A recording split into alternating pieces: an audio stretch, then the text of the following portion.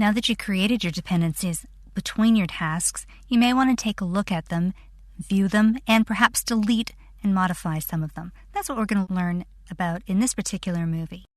Open up the Task Dependencies 3 exercise file to follow along.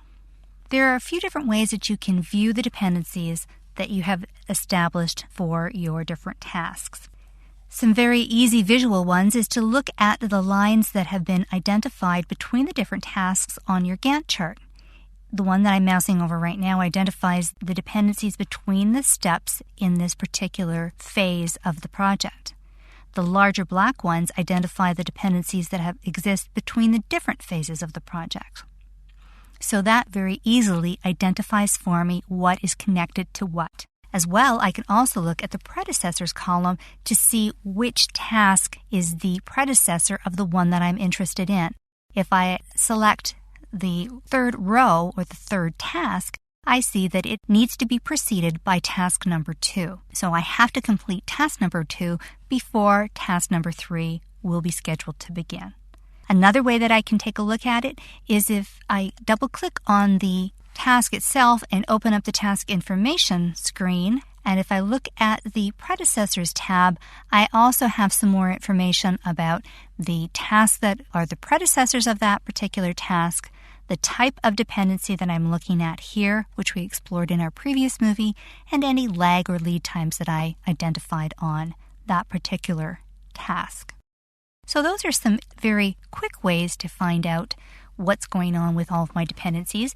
But to get another good view of the information that I just saw in my task information screen is to look at the task drivers view. That gives a good summation of all the information that I'm going to need about the different dependencies and constraints that I have applied to my different tasks. To get to that view, I go to Project and I select Task Drivers as my command. And it opens up a new screen to the left of my table, which is identified as the Task Drivers Navigator. It identifies all of the factors that affect the task that I have selected. So for task number 3, it gives me the definition, define the purpose of the site and the mission statement. It tells me when it's scheduled to start. It also identifies for me any predecessor tasks that have been identified within that particular task. So it's telling me the predecessor task is task number 2. It's a finish to start type dependency constraint, and the lag time is 0. It also identifies for me any kind of special calendars that may be assigned to that particular task to accommodate for shift work, etc. As I select a different task, the information over on the task driver section changes. So I am looking at task-specific information as I go through that particular view. So it gives me a nice summation, and it's a very easy way to just go through my list and see what kind of task drivers have been assigned, if any. Now, you may want to delete some of the dependencies that you have created within your workflow. There's a few different ways that you can do that. You can very quickly remove the predecessor number in the predecessor column as soon as you delete that and enter that in by clicking the checkbox above or hitting your Enter key. It will remove the link between those two tasks. Now you'll see that that is identified because the number has been removed from the column as well as the link has been removed from the Gantt chart bars.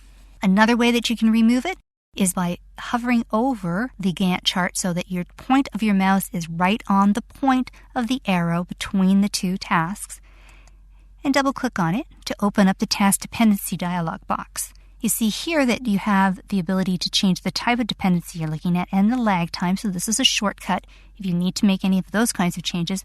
As well, you can delete the link that you see there, and it removes all of the links and the different dependencies that you've got assigned. Now that was quite a substantial change that I made there because it removed all of the links and dependencies below that particular task. The final way that I'm going to show you to remove links is by selecting the two different tasks that you have on your task list and using your toolbar at the top where you have your task links smart icons. By clicking on the unlink icon here, you can unlink the dependencies that you have between any of the tasks that you selected on this side.